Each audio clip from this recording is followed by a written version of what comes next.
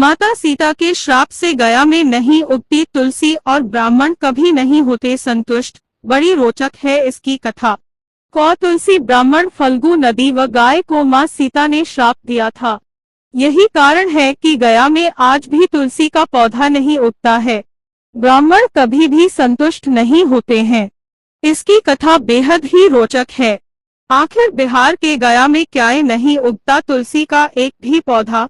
क्यों ब्राह्मण कभी संतुष्ट नहीं होता? फल्गु नदी सिर्फ नाम की नदी है। क्यों कौ हमेशा लड़ झगड़ कर ही खा पाता है?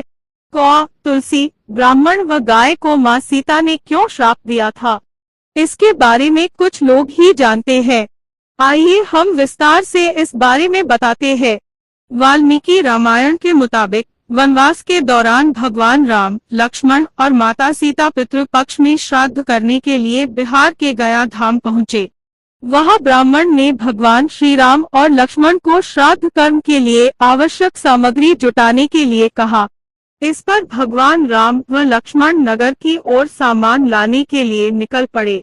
ब्राह्मण देव ने माता सीता से आग्रह किया कि पिंडदान का समय निकलता जा रहा है। यह सुनकर माता सीता की व्यग्रता भी बढ़ती जा रही थी, क्योंकि श्री राम और लक्ष्मण अभी नहीं लौटे थे। इसी दौरान दशरथ जी की आत्मा ने उन्हें आभास कराया कि पिंडदान का वक्त बीता जा रहा है। यह जानकर माता सीता असमंजस में पड़ गईं। तब माता सीता ने समय के महत्व को समझते हुए यह निर्णय लिया कि वह स्वयं अपने ससुर राजा दशरथ का पिंडदान करेंगी। उन्होंने फल्गु नदी के साथ साथ वटवृक्ष, कौ, तुलसी, ब्राह्मण व गाय को साक्षी मानकर स्वर्गीय राजा दशरथ का पिंडदान विधि विधान के साथ किया। इस क्रिया के उपरांत जैसे ही उन्होंने हाथ जोड़कर प्रार्थना की तो राजा दशरथ ने माता सीता का पिंडदान स्वीकार कर लिया। माता सीता इस बात से प्रफुल्लित हुई कि उनकी पूजा दशरथ जी ने स्वीकार कर ली है। इसके बाद उनके मन में संशय भी हुआ कि प्रभु राम इस बात को नहीं मानेंगे, क्योंकि पिंडदान पुत्र के बिना नहीं हो सकता है। थोड़ी देर बाद भगवान राम और लक्ष्मण सामग्री लेकर आए और पिंडदान के विषय में पूछा।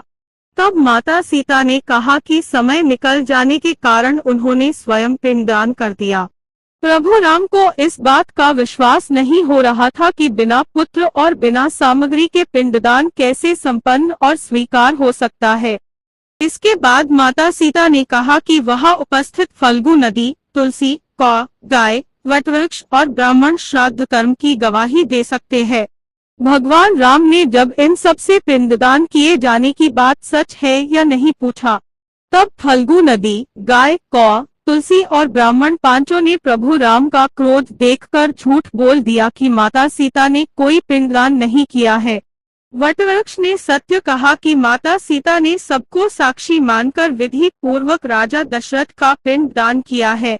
पांचों साक्षी के झूठ बोलने पर माता सीता ने क्रोधित होकर उन्हें आजीवन श्राप दे दिया। फल्गु नदी को श्राप दिया कि वह सिर्फ नाम की नदी रहेगी, उसमें पानी नहीं रहेगा। इसी कारण फल्गु नदी आज भी गया में सूखी है। गाय को श्राप दिया कि गाय पूजनीय होकर भी सिर्फ उसके पिछले हिस्से की पूजा की जाएगी और गाय को खाने के लिए दर बदर भटकना पड़ेगा। आज भी हिंदू धर्म में गाय के सिर्फ पिछले हिस्से की पूजा की जाती है। माता सीता ने ब्राह्मण को कभी भी संतुष्ट न होने और कितना भी मिले उसकी दरिद्रता हमेशा बनी रहेगी का श्राप दिया। इसी कारण ब्राह्मण कभी दान दक्षिणा के बाद भी संतुष्ट नहीं होते हैं। माता सीता ने तुलसी को श्राप दिया कि वह कभी भी गया की मिट्टी में नहीं उगेगी। यह आज तक सत्य है कि गया की मिट्टी में तुलसी नहीं फलती। और कौ को हमेशा लड़ झगड़ कर खाने का श्राप दिया था। कौ आज भी खाना अकेले नहीं खाता है।